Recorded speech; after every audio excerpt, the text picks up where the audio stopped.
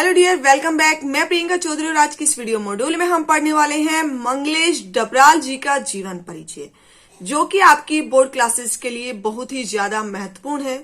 तो dear students, इस video को लास्ट तक बड़े ही ध्यान से देखिएगा, क्योंकि इस एक ही वीडियो में हम मंगलेश डबराल जी का जीवन परिचय, इनके प्रमुख पुरस्कार, प्रमुख रचनाएं, साहित्यिक विशेषताएं और भाषा शैली का अध्ययन करने वाले हैं। तो देखिए,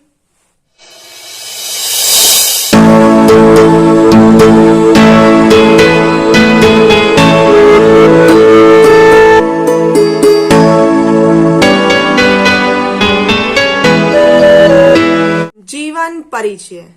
हिंदी की आधुनिक कविता के अत्यंत सम्माननीय और शीर्ष रचनाकारों में से एक मंगलेश डबराल जी का जन्म 16 मई सन 1948 में टिहरी गढ़वाल, जो कि कहाँ है, उत्तरांचल के काफल पानी गांव में हुआ। इनकी शिक्षा दीक्षा देहरादून में हुई। इनके पिता का नाम मित्रानंद डबराल तथा माता का नाम सतेश्वरी देवी था। देहरादून में अध्ययन करने के बाद दिल्ली आकर उन्होंने हिंदी पैट्रियट, ये क्या है बेटा, ये कलकत्ता से प्रकाशित एक अंग्रेजी साप्ताहिक पत्र है। प्रतिपक्ष, ये एक कानूनी इकाई या संस्थाओं का संग्रह है जिसमें वित्तीय जोखिम का जोखिम मौजूद हो सकता है। और आसपास क्या है बेटा, ये हिंदी की एक फिल्मी पत्रिका है, में काम किया। उसके बाद वे भोपाल में भारत भवन से प्रकाशित होने वाले पूर्व गृह में सहायक संपादक हुए।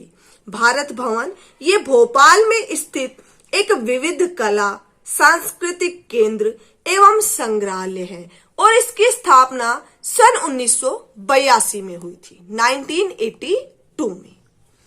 इसी तरह इलाहाबाद और लखनऊ से प्रकाशित होने वाले अमृत प्रभात, ये बेटा हिंदी न्यूज़पेपर है, में काम करने के बाद सन 1983 में उन्होंने जनसत्ता समाचार पत्र के साहित्य संपादक का पद संभाल लिया।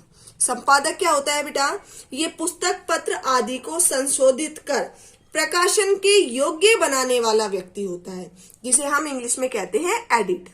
ठीक है। उसके बाद कुछ समय तक इन्होंने सहारा समय में भी संपादन का कार्य किया। सहारा समय ये बेटा हिंदी टीवी चैनल है। ठीक है। अब देखिए बेटा, प्रमुख पुरस्कार। हिंदी कविता को नए अनुभवों से संपन्न करने वाले मंगलेश डबराल जी को ओम प्रकाश स्मृति सम्मान, श्रीकांत वर्मा पुरस्कार, साहित्य अकादमी पुरस्कार, शमशेर सम्मान, पहल सम्मान, हिंदी अकादमी का साहित्यकार सम्मान आदि से सम्मानित किया गया। मृत्यु। हिंदी के प्रख्यात कवि, पत्रकार व साहित्य अकादमी पुरस्कार से सम्मानित मंगलेश डबराल जी का बुधवार 9 दिसंबर 2020 को कोरोना वायरस संक्रमण से निधन हो गया। कब हुआ? 9 दिसंबर 2020 को। किससे? कोरोना वायरस संक्रमण से। क्लियर? नेक्स्ट बेटा, प्रमुख रचनाएं। कविता के अतिरिक्त साहित्य, सिनेमा, संचार माध्यम आदि पर लेखनी चलाने वाले मंगलेश डबराल के 4 कविता संग्रह प्रकाशित हुए हैं। इनकी प्रमुख रचनाएं निम्नलिखित हैं। सबसे पहले बेटा कविता संग्रह पहाड़ पर लालटेन, घर का रास्ता, हम जो देखते हैं, आवाज भी एक जगह।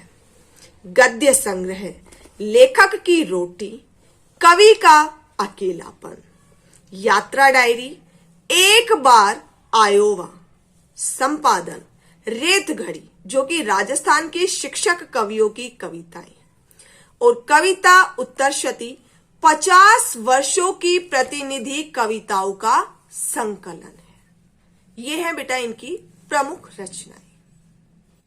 अब बात आती है बेटा इनकी साहित्यिक विशेषताओं की। देखिए, उत्तराखंड और पहाड़ को साहित्य के मामले में अंतरराष्ट्रीय पहचान दिलाने वाले मंगलेश डबराल के काव्य में सामंती बोध, सामंती अर्थात ऊंचे ओहदे वाला सरदार जो अपने क्षेत्र में राजा जैसा ही व्यवहार करता है, एवं पूंजीवादी, पूंजीवादी कौन होता है बेटा? पूंजीवाद सिद्धांत को मानने वाला, छल छद्म दोनों का विरोध किया गया है। वे यह विरोध अथवा प्रतिकार किसी शोर शराबे के साथ नहीं, अपितु प्रतिपक्ष में सुंदर सपना रचकर करते हैं। डबराल जी जहां पुरानी परंपराओं का विरोध करते हैं, वहां नए जीवन मूल्यों का पक्षधर बनकर सामने आते हैं। ये वंचितों का पक्ष लेकर काव्य रचना करते हैं। नेक्स्ट और लास्ट टॉपिक है बेटा भाषा शैली। कवि मंगलेश डबराल ने सरल, सहज एवं पारदर्शी भाषा को अपनाया है। इन्होंने शब्दों का प्रयोग नए अर्थों में किया है। इन्होंने काव्य में नई नई कल्पनाओं का सृजन किया है। इन्होंने प्रतीकात्मक अर्थात जिसमें प्रतीकों की सहायता से भावों, वस्तुओं, विषयों आदि का बोध कराया गया हो, वो क्या कहलाता है बेटा? प्रतीकात्मक। एवं लाक्षणिक अर्थात वह अर्थ जो शब्दार्थ से अलग हो, अर्थात किसी पर व्यंग्य करके जो कहा जाता है, भाषा को अपनाया है।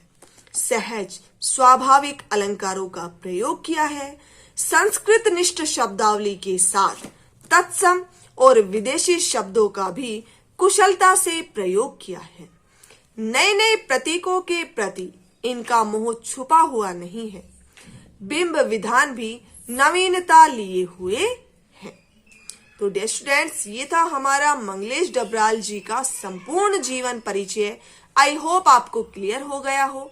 तो डियर स्टूडेंट्स, यदि वीडियो अच्छी लगी हो तो इसे लाइक और शेयर करना ना भूलें। Thank you.